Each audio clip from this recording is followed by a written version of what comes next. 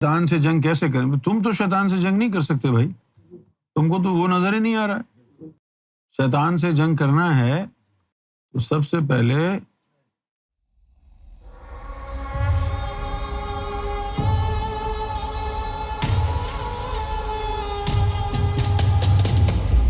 مجھے یہ پوچھنا ہے کہ کیا انسان ہی اللہ بنتا ہے اور اللہ ہی انسان بنتا ہے، اور ہم اپنی ذات میں شیطان سے جنگ کیسے کریں؟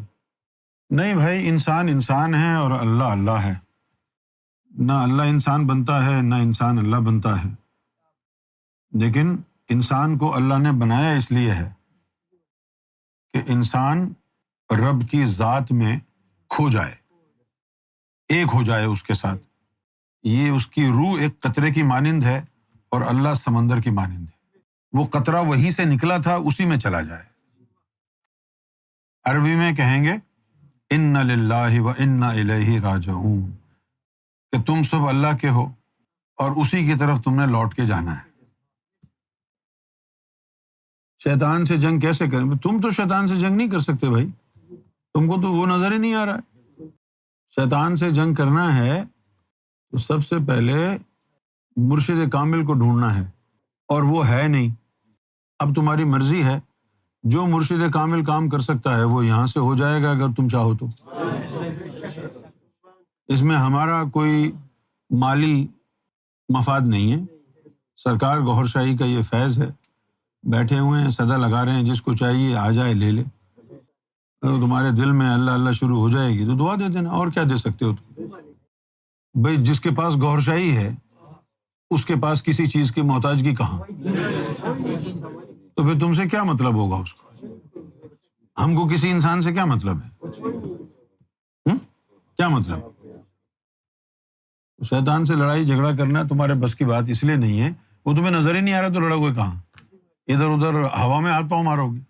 جب تمہارے دل میں اللہ کا ذکر بس جائے گا، نور آ جائے گا، تو پھر یہ جو دل ہے یہ مشعل راہ بن جائے گا۔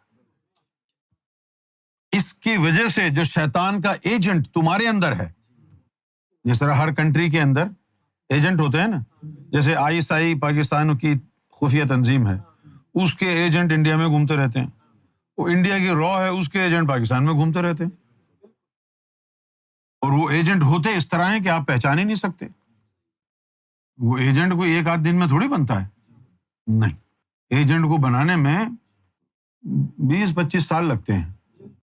اب جو ایجنٹ بنانا ہے تو وہ جو بندہ ہے اس کو ایجنٹ نہیں بنائیں گے، اس کی اولاد ہوگی اس کو ایجنٹ بنائیں گے جو پیدا ہوگی، اس کو کبھی یہ شک ہی نہیں ہوگا کہ میں کسی کا ایجنٹ ہوں۔ اب وہ کیسے؟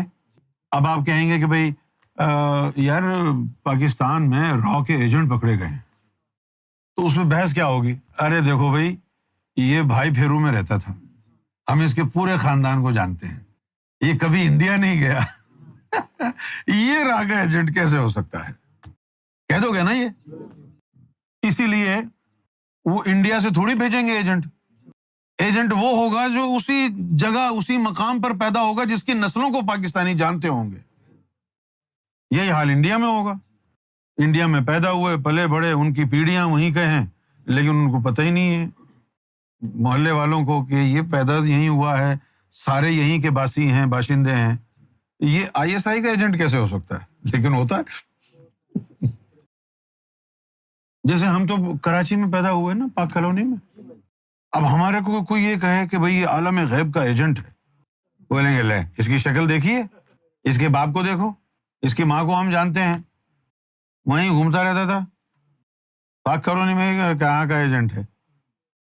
وہ ایجنٹ جسم تھوڑی ہوتا ہے، جسم کے اندر کی چیزیں ہوتی ہیں، تو پتہ نہیں کون کہاں کی ایجنٹ ہے۔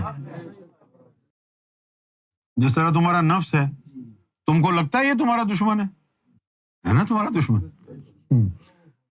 تو تم کو کہتا ہے کہ آرام کرو، کیا صبح اٹھ کے فجر کی نماز پڑھو گے، آرام کرو، تو تم کہتے ہو ہاں ہاں یہ صحیح ہے، کل پڑھ لیں گے۔ تمہاری جان سے پیارا ہے تمہیں تمہارا دشمن جو تمہارے اندر بیٹھا ہے، اسی لیے کہا کہ بھئی اس نفس کی نفی کرو، مخالفت نفس، وہ کہے کہ مجھے آرام کراؤ، تم اس کو مشقت میں ڈالو۔